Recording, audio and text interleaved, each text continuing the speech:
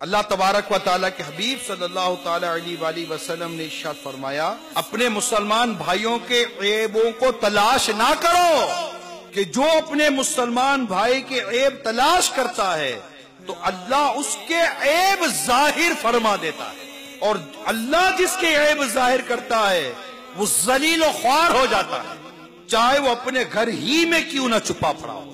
جو اللہ پر ایمان لایا، اللہ نے اس کی عزت کے تحفظ کا اہتمام فرمایا ہے، یعنی جو دین اور اسلام کو قبول کرتا ہے، ہمارا دین اسلام اس کی عزت کی حفاظت فرماتا ہے اور اس کے اصول بیان کرتا ہے۔ ہر ایک کو اجازت نہیں دی جائے گی کہ جس کی مرضی چلے، جس کی عزت اور جس کے اندرونی معاملے میں اور رازداری میں ہاتھ ڈالتا رہے۔ نبی پاک صلی اللہ تعالیٰ علیہ وسلم فرماتے ہیں، بدترین سود یہ ہے جو کسی مسلمان کی آبرو میں دست اندازی کرتا ہے، ہاتھ ڈالتا ہے۔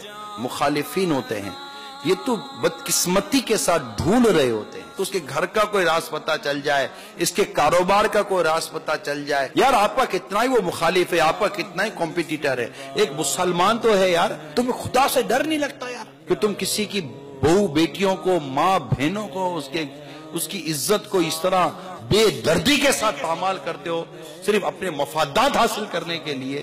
کیا تم ماں بہنوں والے نہیں ہو؟ کیا تم ماں بیٹی والے نہیں ہو؟ کیا تم بچے والے نہیں ہو؟ کیا تمہیں خدا کی ناراضگی سے ڈر نہیں لگتا کہ اگر اللہ ناراض ہوا، میں نے جس طرح فلاں کی بیٹی کو، فلاں کی بیوی کو، فلاں کی بہو کو، فلاں کے بیٹے کو، فلاں کی شخصیت کو جس طرح میں نے اللہ تعالیٰ کی اجازت کے بغیر ذلیل و رسوا کیا، کیا تمہیں ڈر نہیں لگتا کہ اللہ تبارک و تعالیٰ نے اگر تمہارے عیب ظاہر کر دیے اور تمہیں رسوا کر دیا تو تمہیں کون بچائے گا؟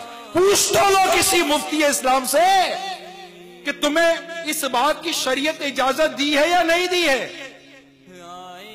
اور بدقسمتی کے ساتھ تم اپنے اس پروفیشن کے پیسے لیتے ہو۔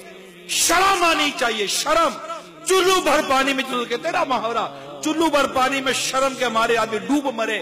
میں ایسا گندا اور غلیظ قسم کا انسان ہوں جو بنا اجازت شرعی اللہ کے بندوں کے عیب ڈھونڈتا ہے، ان کی برائیاں ڈھونڈتا ہے، ان کی کمزوریاں ڈھونڈتا ہے، نہ اس کی بیٹی کو چھوڑتا ہے، نہ اس کی بہو کو چھوڑتا ہے، نہ اس کے بیٹوں کو چھوڑتا ہے، نہ اس کے کاروبار کو چھوڑتا ہے، نہ اس کی بچوں کی امی کو چھوڑتا ہے، نہ اس کو چھوڑتا ہے، نہ اس کے گھر بار کو چھوڑتا ہے۔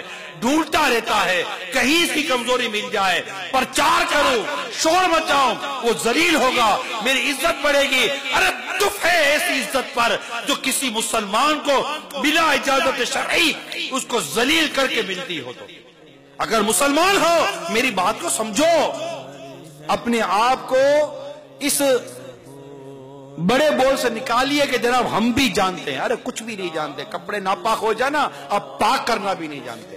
آپ خود اپنے کپڑے ناپاک کو پاک نہیں کر سکتے، کسی کے ناپاک کردار کو پاک کیسے کرو گے یار؟ خود آپ کے اندر گناہ اور برائیوں کی ناپاکی بھری ہوئی ہے، کسی اور کو پاک کیسے کرو گے یار؟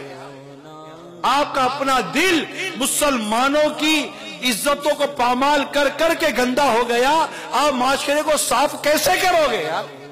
نہ جو کر سکے خیر خواہی خود اپنی، کسی دوسرے کا بھلا کیا کریں گے؟